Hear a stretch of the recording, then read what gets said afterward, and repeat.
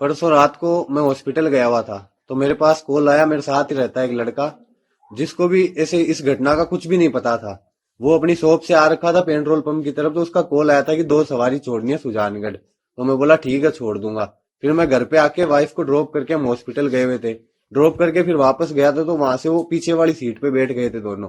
और जिसका कॉल आया था और एक लड़का और साथ में था जो मेरे साथ ही रहता है, वो एक लड़का पीछे बैठ गया और आगे की तरफ एक लड़का बैठ गया। उनको मैं बोला आप दोनों चल लो, नाइट का टाइम है, 2 लड़कों को छोड़ना है, आपने फोन किया तो साथ में सेफ्टी रहेगी, नाइट का टाइम है। तो हम चले गए।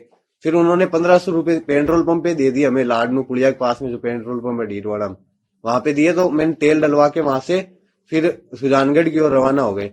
तो रास्ते में वो बोल रहे कि हमें कभी चूरू छोड़ दो, सालासर छोड़ दो, हिसार छोड़ दो। तो मैं बोला भैया आपको एक बार बता दो जाना कहाँ है। बोला हिसार छोड़ दो। तो मैं बोला हिसार के ज्यादा पैसे लगते हैं। तो बोला 10, 15, 20 हजार लग जाए, हमें कोई दिक्कत नहीं है, आप छोड़ दो। तो मैं बोला भैया हमारे घर वाले अलाउ नहीं करते 10 बजे के बाद में।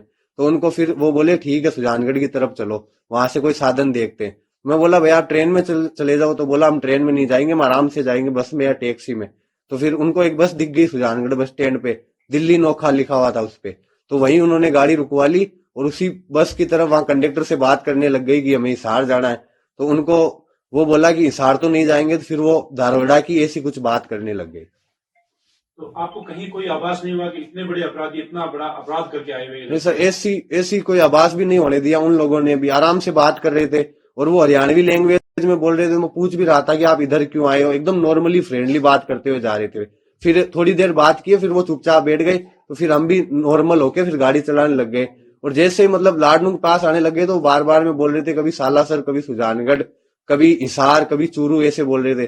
तो फिर हमने वहीं सुजानगढ़ में ड्रॉप कर दिया था उनको। आपको कब पता चला कि वो इतने बड़े अपराधी थे? सर जब दूसरे मैं रात को आया था, लेट आ गया, 11:30 हो गए थे आते आते। तो दूसरे दिन जब मैं उठा था तो हमारे शॉप पे कोई नहीं गया था। तो मैं बोला गए क्यों नहीं। तो बोला आज मार्केट बंद है, किसी का हत्याकांड हुआ है वहां पे। तो मैंने न्यूज देखी थी, वीडियो देखे थे स्टेटस पे। तो स्टेटस को जैसे ही जूम किया ना, तो मुझे लगा कि ये तो रात वाले लड़के हैं जिनको ड्रॉप किया था। तो फिर मैंने अपने घर पे बताई थी सारी घटना की ऐसा हुआ था और इनको मैं ड्रॉप करके आया था। फिर घर वालों ने मुझे, कजन अंकल है उनके पास में भेजा था, तो वहां कोई नहीं था। फिर मैंने शाम के टाइम 6, 7 बजे करीब अंकल को कॉल लगाया, मैं ऐसी बात है क्या करूं। तो उन्होंने बोला कि पुलिस की हेल्प करनी चाहिए तुझे, थाने में चला जा सीआई साहब के पास में। तो मैं वहां जाके सीआई साहब को पूरी घटना बताई थी। क्योंकि मैं जब जा रहा था तो मेरे जो दोस्त था जिसने कॉल किया था वो रास्ते में मिल गया था मुझे। तो उसके पास में खड़ा था, तो वहां पुलिस की गाड़ी आई थी और हम दोनों को वहां से एसपी ऑफिस ले गई।